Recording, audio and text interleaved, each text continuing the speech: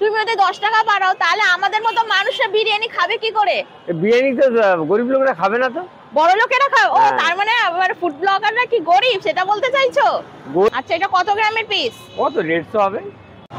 আমি এখন আছি মধ্যমগ্রাম, আর মধ্যমগ্রাম মানেই হচ্ছে বিরিয়ানি আর বিরিয়ানি। যেখানে চারিদিকে বিরিয়ানি সেখানে একজনকে পেয়ে গেছি যিনি হচ্ছেন বিরিয়ানির জন্মদাতা।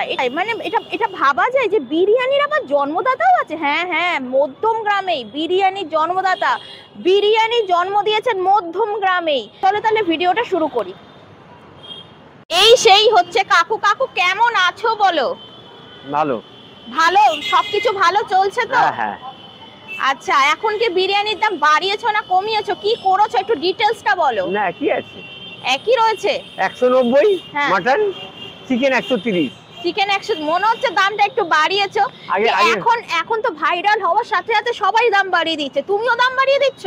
আমি কত ছিল আগে? 120 না এরকমই কিছু একটা ছিল, 100 কি 110 এরকম ছিল না, 110 ছিল না, 120 ছিল, 130। তুমি 10 টাকা বাড়িয়েছো।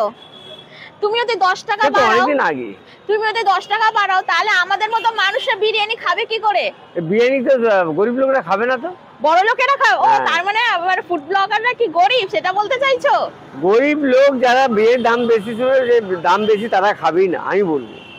আচ্ছা মানে রীতিমতো তুমি আমাকে আমার কাছে কোয়ালিটি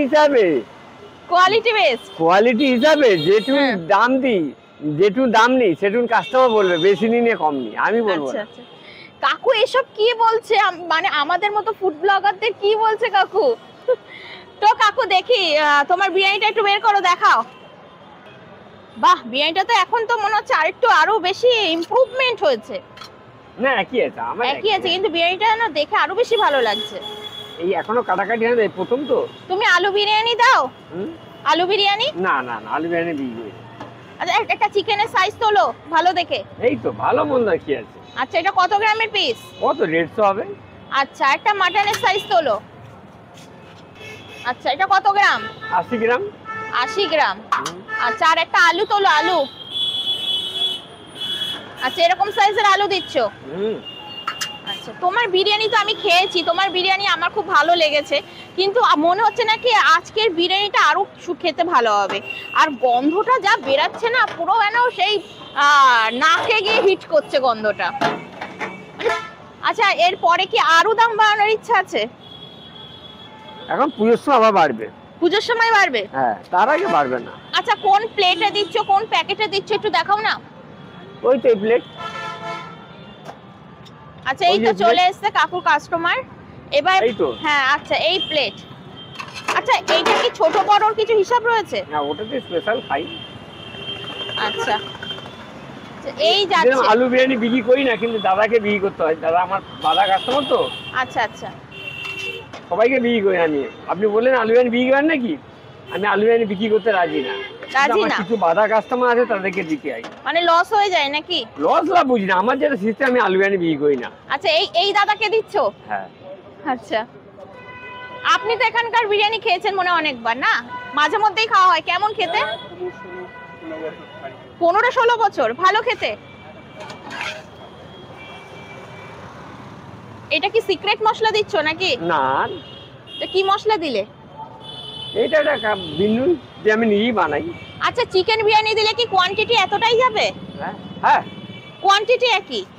তুমি কি আনলিমিটেড রাখছো? না লিমিটেড। লিমিটেড? আনলিমিটেড আমি কোনদিন করবো না, আর আনলিমিটেডের পক্ষপাতী আমি না। পক্ষপাতী নও? না না, কোনদিন বিরিয়ানি আনলিমিটেড হয় নাকি? এটা এখন শুনছি আপনাদের কাছে আনলিমিটেড বিরিয়ানি, কোনোদিন জীবনে দেখিনি কোনো জায়গায়। কাকু এসব কি বলছে? আনলিমিটেড নাকি বিরিয়ানি হয় না? এখন শুনছি মধ্যমগ্রামে তো অনেক বড় বড় জায়গায় আনলিমিটেড বিরিয়ানি দিচ্ছে। সেটা তো এখন শুনছি আমি, কিন্তু এর আগে তো কোন জীবনে শুনি আনলিমিটেড বিরিয়ানি হয়। আনলিমিটেড বিরিয়ানি হয় সেটা এখন তো আপনারা বলছেন, অনেকের মুখেই শুনছি, অনেকে দিচ্ছেও, কিন্তু আমি কোনোদিন আনলিমিটেড পক্ষপাতী না, আনলিমিটেড দেবও না, একদম না। আমার একদম মাপাই বিরিয়ানি, মাপ চিকেন মাটন একটা মাপা রাইস থাকবে, ওই মাপা ছাড়া আমি অ্যাকচুয়ালি এদিক ওদিক হবো না, কোনোদিন আনলিমিটেড। তাহলে কি বিরিয়ানিটা কি অন্যরকম কিছু হয়ে যাবে? তা যায় না, আমার মাপ জোপ আমাকে যেটা আমার ওস্তাদ বলেছে আমি সেটাই করবো, অন্যরকম হবে কি ভালো হবে কি মন্দ সেটা যায় না। বিরিয়ানি মাংসের সাথে একটা রাইসের মাপ থাকে, মাপ অনুযায়ী বানাতে হয়। আমি 18 টাকা বিক্রি করতাম চিকেন, মাটনটা বিক্রি করতাম 22 টাকা। তখন তো মাটন চিকেনের দামটাও কম ছিল। 18 টাকায় 18 টাকা। এই যে দাদা কি যাচ্ছে দেখেছেন, আমি এই যে 18 টাকায় মাটন খেয়েছে। বহুদিন আগেকার কথা, আজকের কথা, তাই না দাদা? ছোট একটা প্লেটে হ্যাঁ হ্যাঁ দাদা, বললাম না, আমি বলবো না, কাস্টমার সব জানে। বলে যাবে মধ্যমগ্রামের বিরিয়ানির প্রথম, মানে মধ্যমগ্রাম বিরিয়ানি কি আমরা কেউ জানতাম না। আচ্ছা আচ্ছা, প্রথম এই দাদা, এই দাদাই প্রথম, একদম এই দাদাই প্রথম বিরিয়ানির জনক বলতে গেলে মধ্যমগ্রাম, বিরিয়ানির জন্মদাতা আর কি। একদম এই দাদা। আচ্ছা কাকু, তাহলে তোমার এখানে আসতে গেলে কিভাবে আসবে একটু বলো। তুমি বলো না, 1 নম্বর বসিনগর খাদিমসের নিচেই আমার স্টল। আচ্ছা, এই যে আমার তো কোনো বড় দোকান নেই, আমি একটা স্টল দিই, বাস এই পর্যন্তই। আচ্ছা আমি ঠিক আছে, আমি ডিটেইলসটা বলে দেবো যে হ্যাঁ। কিভাবে তোমার দোকানে আসলে, মানে অনেকেই হয়তো জানে না হ্যাঁ যে বিশুদা এইখানে দোকান খুলেছে। হ্যাঁ, কিন্তু সোমবার বন্ধ থাকে, এটা আমি সোমবার বারে বারে। বন্ধ? হ্যাঁ আচ্ছা আচ্ছা, হ্যাঁ সোমবার আমি বন্ধ। খুলি না, সোমবার বন্ধ থাকে কেন, কাস্টমার এসে ঘুরে যাবে তো, এটা আমি বলেই দিই। সোমবার বন্ধ? হ্যাঁ সোমবার বন্ধ থাকে। আচ্ছা ঠিক আছে। তাছাড়া রেগুলার 6টা থেকে 9টার মধ্যে এলে মোটামুটি, কোনোদিন 9টা থাকি, কোনোদিন 10টা থাকি, কোনো ঠিক নেই। মানে যতক্ষণ মাল থাকবে হ্যাঁ, ততক্ষণ হ্যাঁ, তুমি থাকবে? হ্যাঁ 6টার পর, 6টার আগে খুলি না। 6টার আগে খোলো না? না, ঠিক আছে, 6টার আগে খুলি না।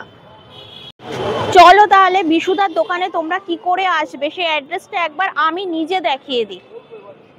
এই যে এই পাশে রয়েছে হচ্ছে মধ্যমগ্রাম চৌমাথা, এই রাস্তা দিয়ে সোজা আসলে, আসার পরে এই রয়েছে হচ্ছে খাদিমস, খাদিমসের পাশেই এই বসে হচ্ছে কাকু।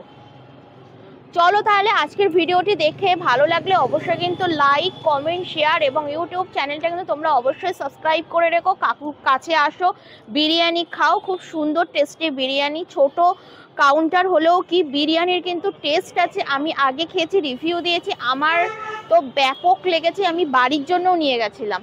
চলো তাহলে এখনের জন্য ভিডিও আমি এখানেই শেষ করছি। Bye bye and take care.